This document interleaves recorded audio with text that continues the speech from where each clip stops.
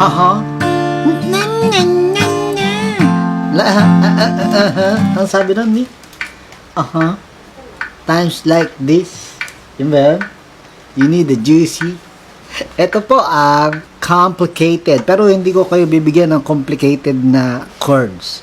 Tuturuan ko kayo ng madaling chords. Ayun, nakita niyo yung ginagawa ko?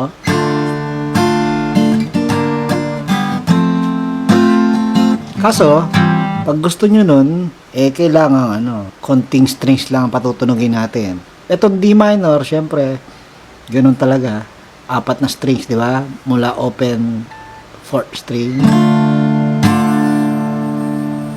Tapos, ang susunod na chord sa intro ito ha, ay B flat, di ba? Ganito lang mangyayari sa B flat para sa mga gusto ng shortcut. Okay lang patunugin ng 4th string na open dyan. Di ba? Ito D yan, D. Yung second string, third fret. Yung open 4th string, D rin nyo. Kaya, pwede. Okay? Kasi ganyan ang B flat eh. Di ba? Pinapatunog mo talaga ang D. So, tapos, pagdating sa F, yung fragment lang, mula 4th string, ayan. Kailangan iipitin mo ng index yung dalawang string sa baba. Tapos pagdating sa C, pwedeng lahat ng mismong open chord na C. So yun, ganito, bigyan kita ng, kasi merong medyo complicated na na lipatan ng chord itong intro. Ganito, bibilangan ko, ha? Go! 1 and 2 and 3, 1 and 2, 1 and 2 and 3, 1 and 2, 1 and 2 and 3, 1 and 2, 1 and 2 and 3, 1 and 2. Right? Ganon. So, yun ang practice nyo. 1 and 2 and 3, 1 and 2, 1 and 2 and 3, 1 and 2, 1. Pag nasanay ka na dyan, saka mo gawin yung mag-improvise ka na ng strumming mo, okay? So, itong pwedeng i-improvise, pwede mong i-umpisahang pag-aralan yung dire-diretso. Tiyempohan mo itong metronome. Go!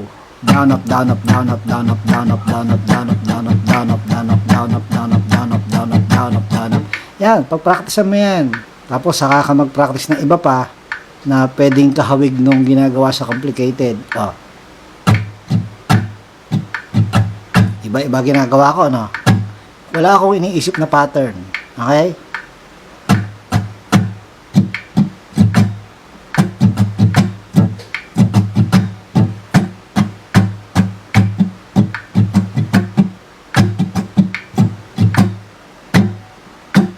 Alright? So, yan ang assignment mo. Magsanay ka mag-strumming. Huwag kang mag-isip ng pattern. Okay? Maging gitarista ka. Yan ang dapat. Okay? Saka mo pagsasabayin yung pinractice mong lipat ng chord dito, tsaka itong kapapractice mo ng strumming. Okay? So, paano yun? 1 and 2 and 3, 1 and 2, di ba? Sumasabay ako doon sa, pag sinabi ko yung 1 and 2, sabay yung kamay ko dito. 1 and 2. Sa una, pa isa-isa ka lang para magets mo yung lipat. 1 and 2 and 3, 1 and 2, 1 and 2 and 3, 1 and 2. Okay? Hanggang sa nagiging ini-explore mo na yung dagdag na strumming. Okay? 1 and 2 and 3, 1 and 2, 1 and 2 and 3, 1 and 2, 1 and 2 and 3, 1 and 2, 1 and 2 and 3, 1 and 2, F. Chill out, what you did, D minor. Ito, wala nang masyadong komplikadong lipat. Pantay-pantay na 4 counts. So, F yung una-una, yung chill out. Okay? Chill out. So, F. Chill out. So, 1 and 2 and 3 and 4, D minor. 2 and 3 and 4, B flat. 2 and 3 and 4, C. Okay? So, pantay-pantay na 4 counts. Okay? So, I like. F. I like you the way you are when we're driving in your car. May kanta.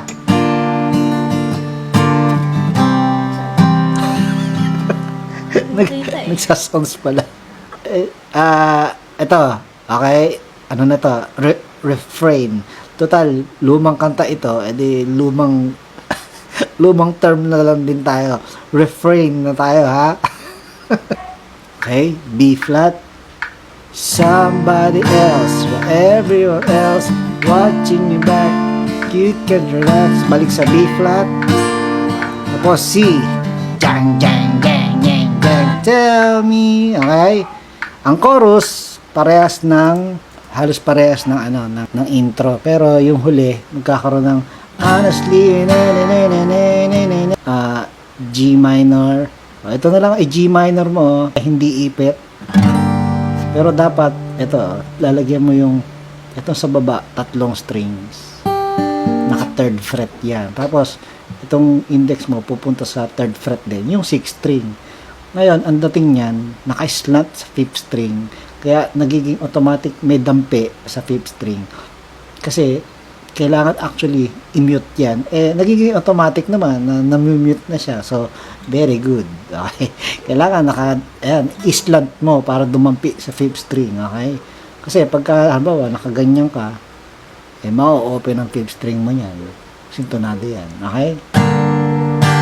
Yan ang G minor natin. Tapos, babalik sa B flat yun.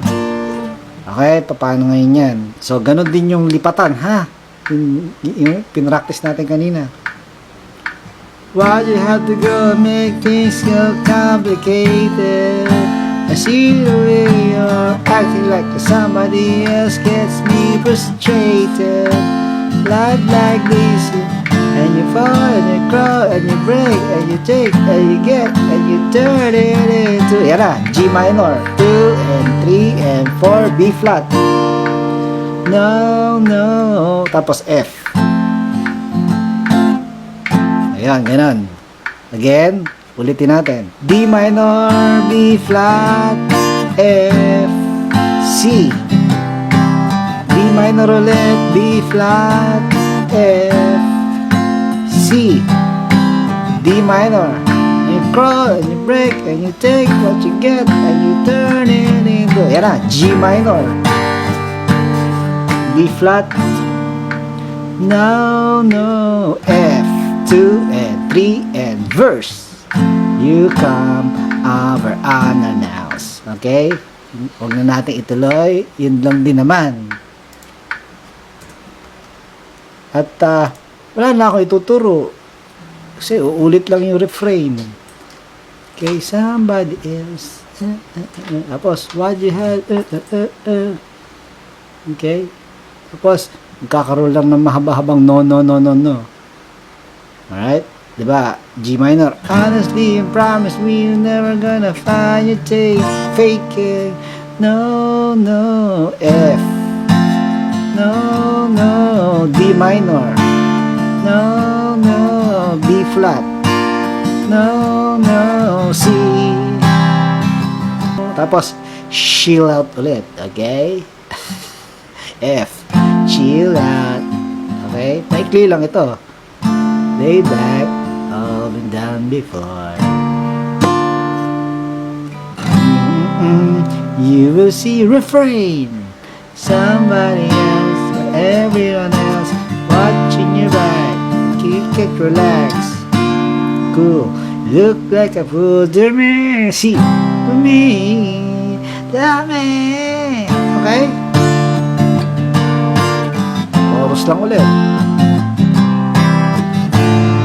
Tapos, uulitin lang. Kumaga, para matapos na yung kanta, inulit na naman yung why you have to go and make things complicated. Tapos, pag honestly, promise me that we're gonna bang me. No, no, no. Right. Yun. Diba? Avril Lavigne, Complicated. Pardon here.